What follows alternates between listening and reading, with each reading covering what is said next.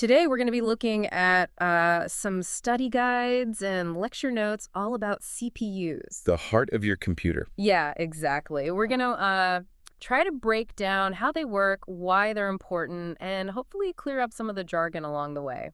Sounds good. It's funny, we use computers every day, but most people don't really know what's going on inside. Right, totally. Like opening up the hood and seeing all the parts. That's like getting a backstage pass to the whole show. Yeah, exactly. Okay, so both of our sources today, they start off by comparing a computer to the human body, and they say that the CPU is like the brain. Yeah, it's the control center, always processing information, making decisions. Mhm. But like, what's actually in this brain? Well, it wouldn't be much of a brain without a calculator. Right? Okay, I'm following you. So that's where the ALU comes in. The ALU. Yeah, the arithmetic logic unit. It handles all the basic math, like adding, subtracting, multiplying, Oh dividing. my God, got it. But it also does logic operations. Logic operations. Yeah, things like and, or, and not. These are super important for, computer logic and decision making. So even something as simple as like adding numbers in a spreadsheet, that's using the ALU. Absolutely. Or comparing file sizes, to see which one's bigger. Without the ALU, your computer couldn't make those basic judgments. Interesting. Now, the sources also mentioned something called registers. Ah, Are these like the CPU's memory? exactly. They're like tiny little storage compartments inside the CPU that hold the data that it's actively working on. So think of it like the CPU's short-term memory. Okay. And there are different kinds, right? There are general-purpose registers for general calculations, Mm-hmm. and then there's special-purpose registers like the program counter. Okay, program counter, what's that one do? That's a big one. Hmm. It keeps track of the next instruction the CPU needs to execute, like Okay. a bookmark, always pointing to the next line of code. Gotcha. So if the ALU is the calculator and registers are the short-term memory, what's the control unit? Is that like the CPU's boss? That's a great way to put it. It tells all the other parts what to do and when. So it fetches instructions from memory, it tells the ALU what operation to perform, and manages the movement of data between different parts of the CPU. And all of this communication is happening over the bus, right? Yeah. Which is basically like the information highway. Exactly. It's that network of wires connecting the CPU to memory and other parts of the computer. Okay, but here's where things get really interesting. Oh. Both sources highlight this thing called the stored program concept. Right. And they say this is like a foundational idea in computer science. It is. So break it down for me. What's so special about the stored program concept? Well, it means that the instructions for the CPU aren't hardwired into the chip itself. Okay. They're actually stored in memory, just like data. Interesting. And this is what makes computers so versatile. You can load different programs into memory, and the CPU will execute whatever instructions it finds there. So that's why I can use my computer to like write a novel, edit a video, and play a game all in the same machine. Exactly. The CPU isn't limited to just one set of tasks. It can do pretty much anything, as long as you give it the right instructions in the form of software. Okay, that makes sense. And to access all of this data and instructions, the CPU uses what's called a hierarchy of memory, right? That's right. So there are different types of memory. Yeah. The fastest and smallest type is called cache. Think of it like the CPU's personal notepad, Okay, where it keeps the data it uses most frequently so it can access it really quickly. got it. And then there's main memory, or RAM, which is larger but a bit slower. Right. And that's where most of the programs and data you're actively using are stored. So that's like my desk where I keep all my current projects spread out. Perfect analogy. And then finally, there's secondary memory, like your hard drives and SSDs. Right. And that's like your filing cabinet or a library. It holds everything else, but it takes longer to access data from there. Got it. So the CPU is constantly juggling data between these different levels of memory to Exactly. keep everything running smoothly. Behind the scenes, yeah. Okay. Now, we've been talking about instructions, but what language are these actually written in? That's where machine language comes in. It's the language that CPUs actually understand. Is there just one machine language? Or are there different, like, dialects? Well, just like with human languages, there are different dialects, or in this case, architectures. Okay. The two main types you'll hear about are RISC and CISC. RISC and CISC. I've heard those terms before, but I could never remember what they stand for. Yeah, it's a mouthful. RISC stands for Reduced Instruction Set Computing, Okay. and it's all about simplicity and speed. Think of it like a streamlined toolbox with really efficient single-purpose tools. Got it. CISC, on the other hand, stands for Complex Instruction Set Computing, Okay. and it offers more powerful and versatile instructions, but they can be a bit slower. It's more like a multi-tool with all the bells and whistles. So if RISC is like a sprinter and CISC is like a marathon runner, I like that. how do they actually carry out instructions? Well, both of our sources break machine instructions down into three main categories: Okay. data transfer, arithmetic logic, and control. All right, let's go through them one by one. What are data transfer instructions? Those are all about moving data around between registers, memory, and input-output devices, like the CPU's internal courier service. Okay, I can picture that. What about arithmetic logic instructions? Those are the ones we discussed earlier. With the ALU, Right. they're what allow the CPU to perform calculations and make logical decisions based on the data it's processing. So it's using these to add numbers, compare values, and basically figure out what to do next. You got it. And then there are control instructions. Okay. These are like the traffic signals of the CPU, directing the flow of the program. Oh, interesting. They tell the CPU which instruction to execute next. I see. And this allows the CPU to make choices based on certain conditions. So this is what allows a program to react to different inputs and make decisions, like branching to different sections of code or looping over a set of instructions. Precisely.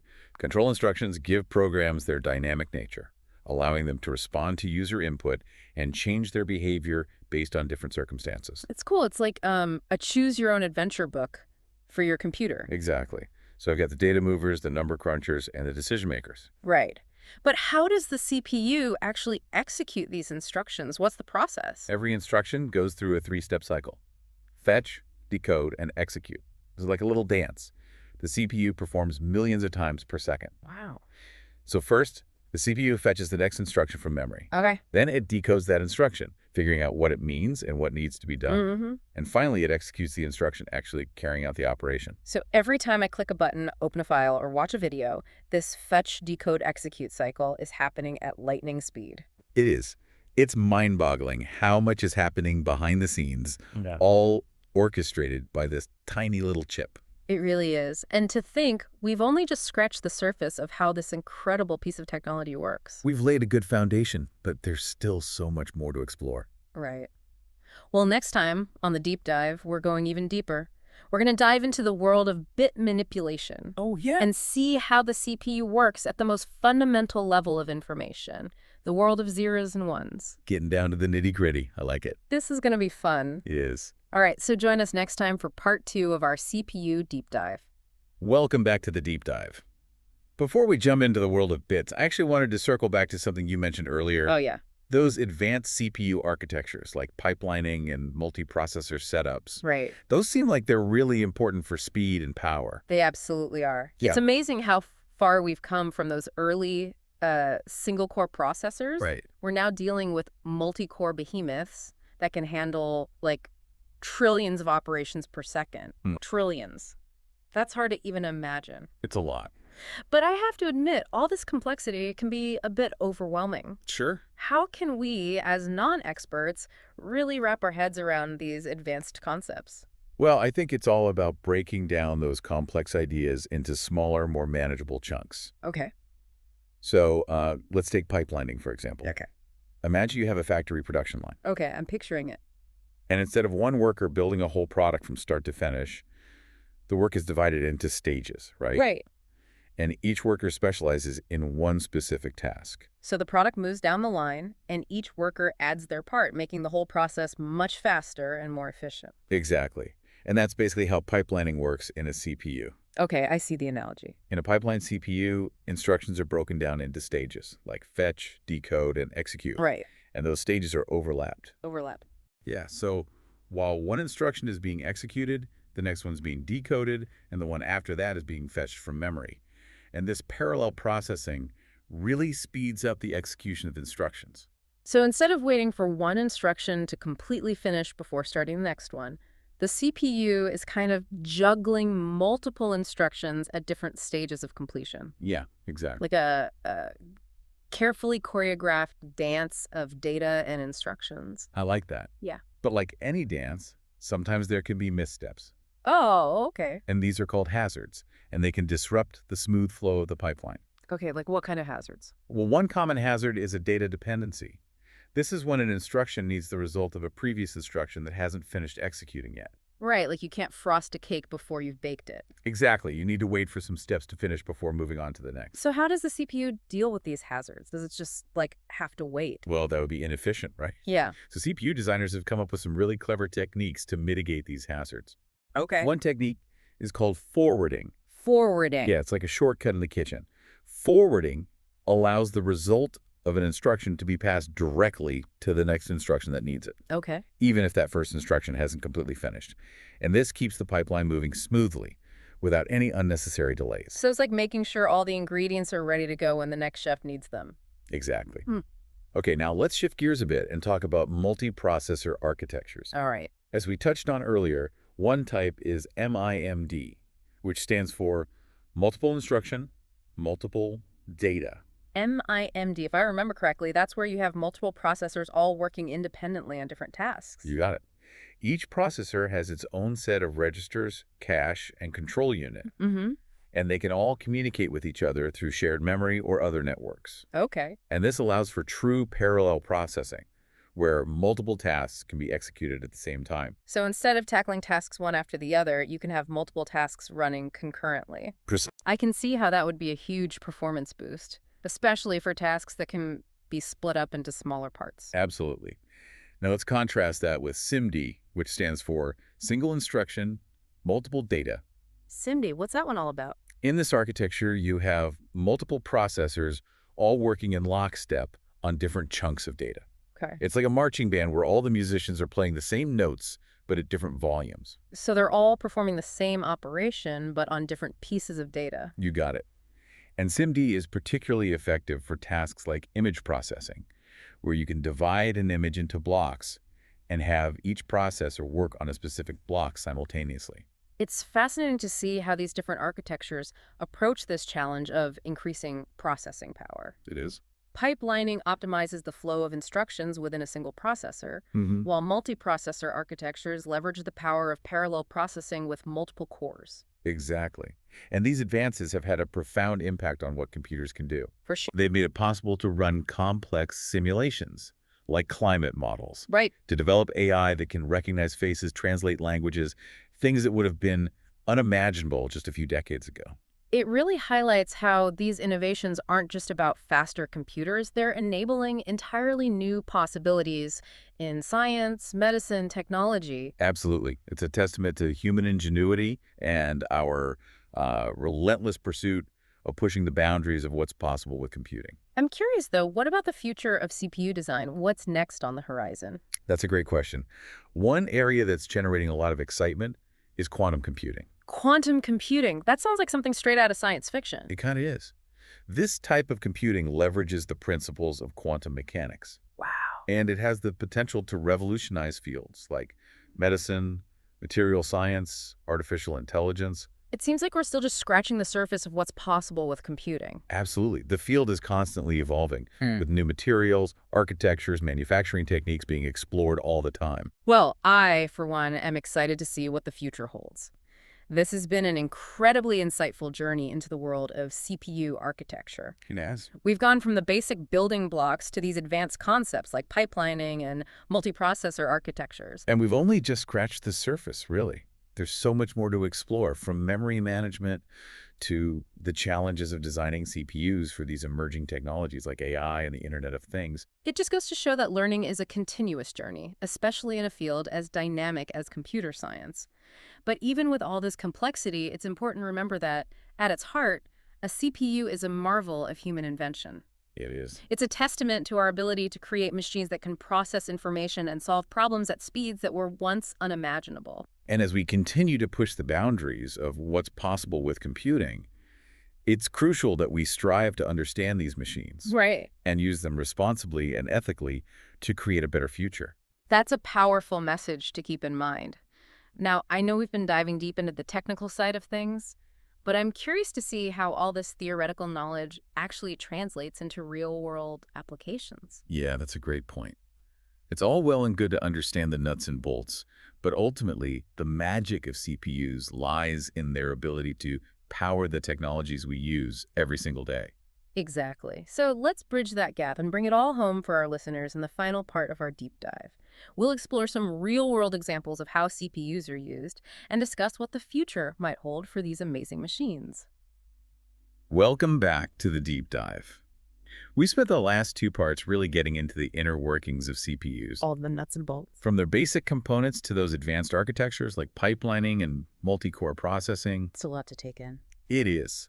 But now I want to see how all of this technical knowledge actually plays out in the real world. That's what makes this so fascinating, right? Understanding how it all works under the hood. Exactly. So let's say you're editing a high-definition video on your computer. Okay. You're adding filters, transitions, maybe even some special effects. It seems pretty simple, but what's actually going on inside the CPU? Well, each frame of that video is basically a massive grid of pixels. Right. And each pixel has its own color and brightness value. Okay. So when you apply a filter, for example, Yeah.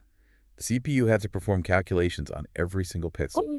Every single one. Every single one. And these calculations can involve some pretty complex math.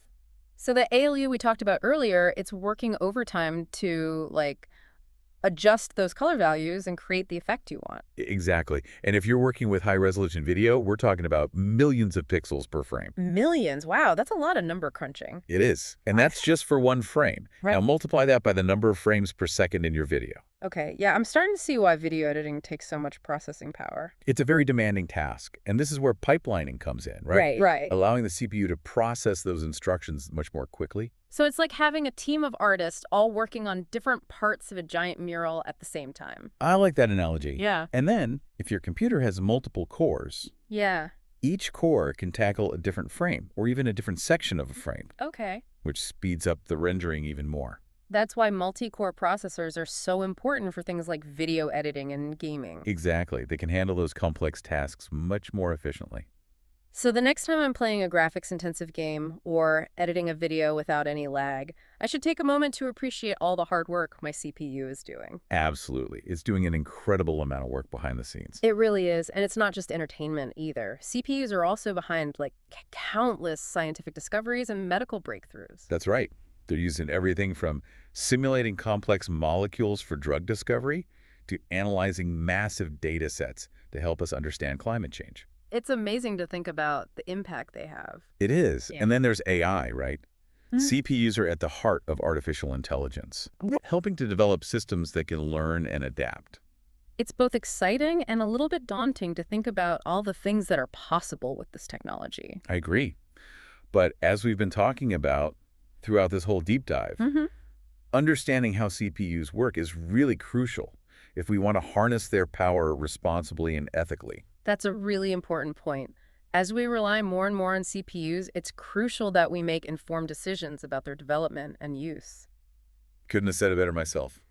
Well, I think this deep dive has given us a great foundation for understanding these incredible machines. It has. We've covered a lot of ground. We have, from those basic building blocks to those complex concepts like pipelining and multiprocessor architectures. And we've only just scratched the surface, really. There's still so much more to learn. There is. But it just goes to show that learning is a never-ending journey, especially in a field as dynamic as computer science. It's true. But even with all this complexity, it's important to remember that at its heart, a CPU is really a marvel of human invention. It's a testament to our ability to create these machines that can process information and solve problems in ways we never thought possible. And as we keep pushing the limits of what's possible with computing, it's so important to approach these advances with responsibility and a commitment to ethical development. I couldn't agree more. We hope this deep dive has sparked your curiosity and inspired you to learn even more about this fascinating world of CPUs. And who knows, maybe one day you'll be designing the next generation of CPUs. That's a great thought. A huge thank you to our expert for guiding us through this incredible journey.